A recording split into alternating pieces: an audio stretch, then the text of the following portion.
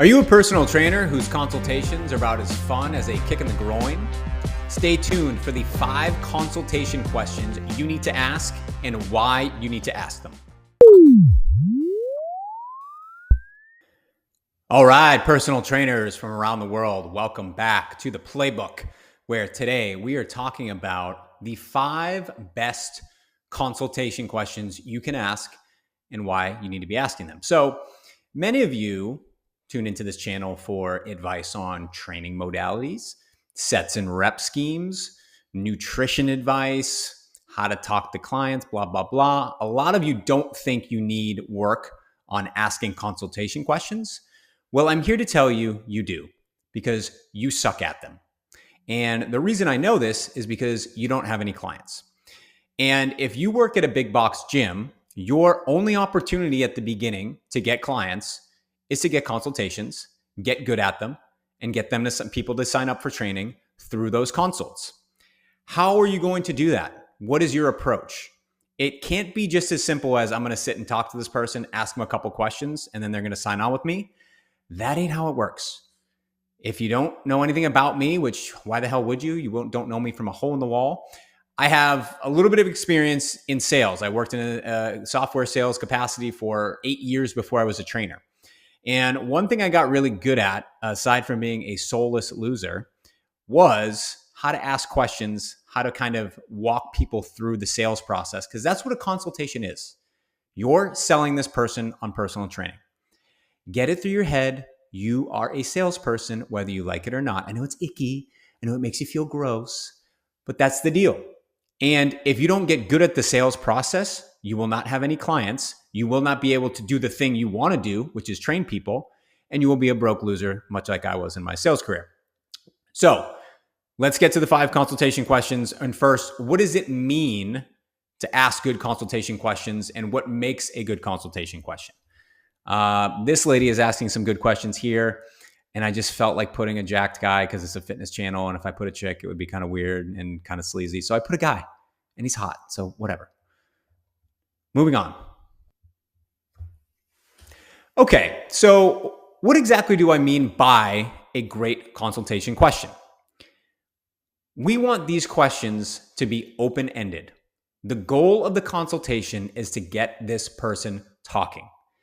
If you ask them yes or no questions, hey, how long have you been working out? Do you work out currently?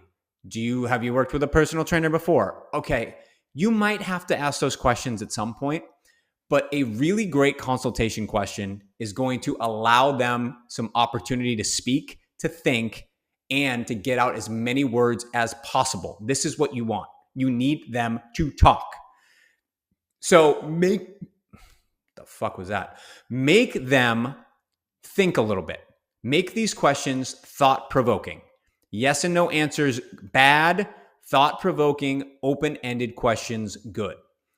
All right, we handled 1 and 2 there. Number 3, direct, but not prodding, not too probing. Give you an example. Hey, I saw you walk in. You looked like a lesbian. I thought you might be a lesbian. Are you a lesbian? Do you like lesbians? Are you into other lesbians? Oh, that's cool with me. That's fine. I voted for Pete Buttigieg for mayor of Indiana or whatever the fuck he is. That's a little too probing, a little too direct. You can think somebody's a lesbian and they're gay. I don't want you to bring it up the first 5 seconds you meet them. Save that for session 2 or 3. Ask questions that just don't tiptoe around stuff if you don't want to. If you're a direct kind of person, be direct. Hey, you mentioned that you want to lose weight. What have you been doing that hasn't been working for you so far? That's a direct question that's also a little bit open-ended, but it's not too probing. It's not overly critical. We'll get to number 4 here. We want this to be a positive experience. We want it to be reinforcing. We want them to we're seeking for them to get to something that is emotional. These people will buy on emotion. That's what's going to be the difference between all the other training consultations they've done and the one you're going to do, because you're going to be a pro. Get this person emotional about something. Does that mean they have to sit there and cry for 20 minutes? No. But you want them to feel something. They could feel happy. They could feel sad. They could feel proud. They could feel a little bit dejected, although we want to keep it positive. A little bit of shame. Again, this is a little bit tricky because we want to keep it positive, but shame is going to actually get them to do something. If they feel like they've lost, sight of who they are as a man or a woman and they've gained 40 pounds, they're going to feel a little bit of shame about that. And that's going to force them into some action. Okay. Number 5, we want deep questions, not shallow questions. So a deep question is a simple, and we're going to get to this in question number 1. Instead of just asking, hey, where are you from? Asking, we're going to go into number 1 here. It's not. Sorry. That's not at all. Does this work? I can just edit this out, right? We can edit this, right? Okay. So make it deep instead of shallow. Again, you're digging a little bit deeper. The easiest way to make something deeper is just ask the question, why? They give you an answer. Oh, interesting. Why is that? Listen, nod your head. Okay. What do you mean by that? Why do you say that? Why? Again, there's a line here. Don't put them on trial, but you want to ask why so you can dig to some emotional responses, not just surface level. That's the goal. So if we're asking really great, open-ended, thought-provoking, direct, positive, deep questions, what will they look like? So let's go to number 1. Check out the free 30-day email series on how to make more money as a personal trainer. Click on the link in the description. Subscribe to the channel for more videos, and I'll see you there. Number 1, very simply, why are you here right now? Pretty simple question, pretty direct, pretty open-ended. This is easy to say instead of saying something like, what are your goals? Okay, really fucking boring. They've been asked it a million times. They're going to list off the same shit. We want to know, why are you here? This is going to qualify this prospect for you. It's going to give you an idea of literally why they are here, why they are sitting in front of you, and what their goals for this specific meeting are. Are they there because their husband or their wife made them go? Are they there because they got 2 free consults with the membership and they just wanted to use them? Okay, this is good information to have. If the person is just there for a free workout, does that mean you're just going to mail it in and not give it to them? No, you give them a good experience, but you can know up front that's what they're looking for. That doesn't necessarily mean it's bad, but you'll now know how to tailor the rest of your approach. If this person says, I hit rock bottom last week, I'm 50 pounds overweight, I've got my high school reunion coming up in 6 months, and I'm too embarrassed to go see people that I haven't seen in 20 years, and oh man, I really feel like shit about it. Okay, that's a little bit different. That gives you a little bit more of an insight into this person and how you can treat this experience for them, how you can tailor the rest of the questions. See if they're for real with this. See what's driving them.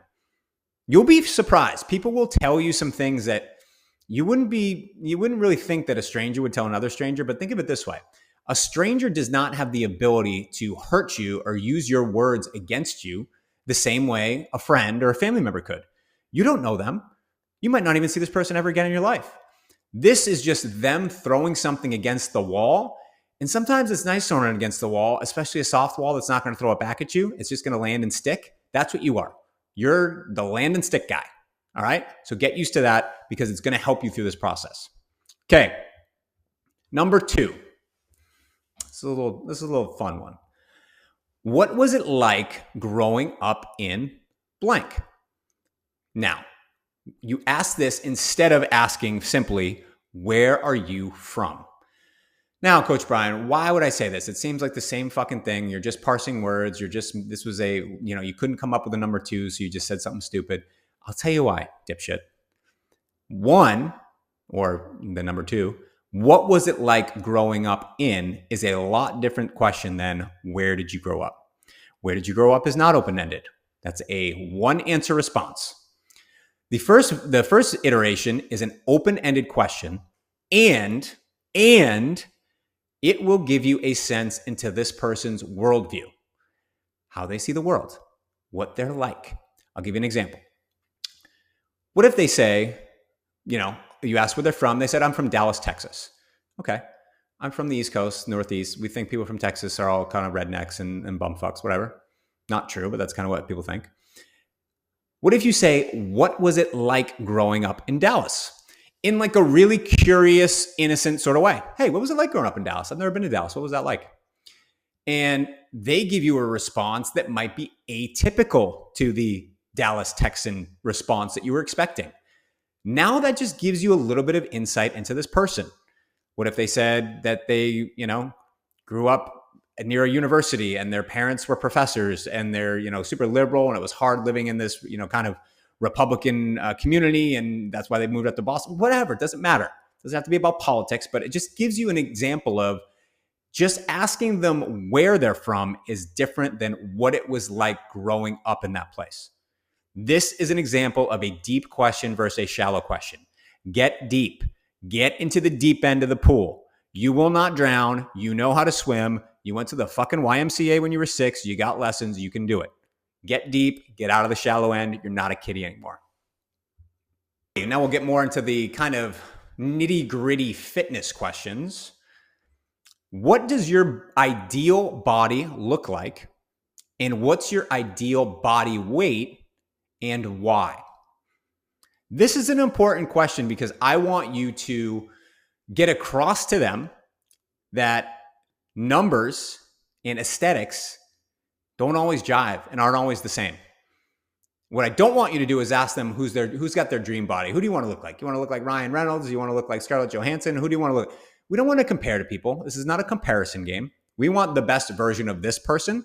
So we want their ideal body in 2 forms, the numbers and the aesthetics. Ask them physically what they would look like. Would you have, if you're a guy, would you have big arms and a big chest? If you're a woman, would you have a big butt, toned waist, toned arms? Use all the lingo they use. I know it's stupid, but just do it. See what they say. Ask the body weight and then say, okay, but to look like that, especially for women, this is important. You might have to weigh 10 or 15 pounds heavier. Would that be okay with you? Sure, I guess. The weight doesn't matter. It should not matter. It's just a vanity metric that they want to tell people. But at the end of the day, looking better and being healthier is what they're after. So just let them know that body weight does not always correlate to how they want to look. And this is the biggest thing for people that have just gotten into lifting weights.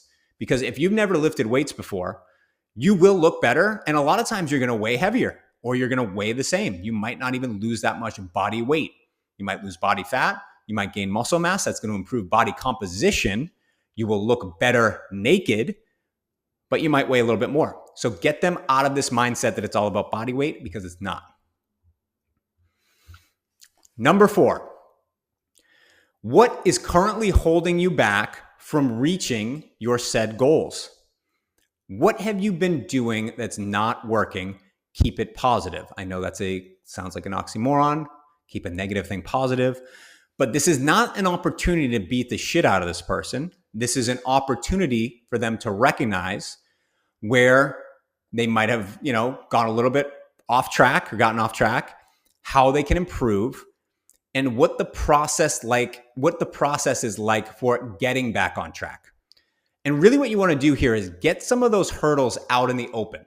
Get them talking about it. Again, open-ended, talking, explain why a lot of those hurdles that they've come up on their own, that they brought up themselves, are probably mostly bullshit. Something that, they don't have enough time. Yeah, you do. I'm sorry, you do. If you want to get out a pen and paper and write down all the minutes of all the bullshit things you do, that you could be lifting weights or you could be doing cardio, everyone has the time. It's whether or not you choose to do the right things with the time. This is an opportunity for you to spell that out for them. We want them talking here. If they're not talking, you are losing this battle. Their mouths should be moving, your mouth should be shut, and your ears should be open. Listen the fuck up, shut the fuck up. Can you do that? Because if you can, you will sell more clients. This is sales 101. Let them talk themselves into the sale. You just sit there and get them to sign on the dotted line. God, that was the fucking salesiest thing I've ever said in my life. But it kind of worked, didn't it? Yeah, it did. Keep it quiet. Let them talk. This is about bringing their walls down and giving them some confidence that they can do this, whatever that is. If it's they don't have the time, there's so many obstacles you can bring up, and there's so many ways that you can just assuage them a little bit of those obstacles. Just tell them, hey, listen, you only have to start with once a week, 1 hour a week. That's all it takes. And when you can do 1 hour a week, move to 2. And when 2 becomes easy, move to 3. That's how this works. And just sort of walk them through the process and get them comfortable with the idea of getting into a routine and getting them in the gym. Number 5, what would a successful training experience be to you? This is going to be different for everybody, so this is a really important question. How do you like to train? What do you want? What are you trying to get out of this? It's kind of similar to number 1 when you ask them why they're here. What would a successful training experience be? For some people, it might be getting them off blood pressure medication. For some people, it might be giving them the tools to lose 20 pounds, not necessarily them actually losing the 20 pounds, but they just want to know how to do it. They don't even know how right now. Never mind fucking doing it. They don't even know how. They want the tools. You can give them the tools. For some, it might be the actual adaptation. They want to add 10 pounds of muscle. They want to lose 20 pounds of fat. Whatever that is, that might be successful training to them. But you've got to figure that out for this person because it's going to be different for everybody. They might not even know exactly what they want. This is where you need to dig deeper. Why is your best friend? You're going to come off a little annoying at the beginning, but you'll figure out a way to do it in your own way that just isn't as obnoxious as just saying why, like my 5-year-old. How you train them might depend on the answer they give you here. If they say they really want to learn, they really want to become a student of training, then your training sessions might look a little bit different than somebody else that says, I just want you to kick my butt for 60 minutes. If they're a real student of the game, you're going to have to do a lot more teaching and coaching. If you're the other person who wants their ass kicked, you're just going to be the drill sergeant. That's okay. You can be both people. You might not want to be one or the other, but you have to be different people for different clients in order to get them the results that they are looking for, because it will be different for everybody. All right, that's it for today in the playbook. Check out these videos for more ways to make more money as a personal trainer, and I'll see you guys next time.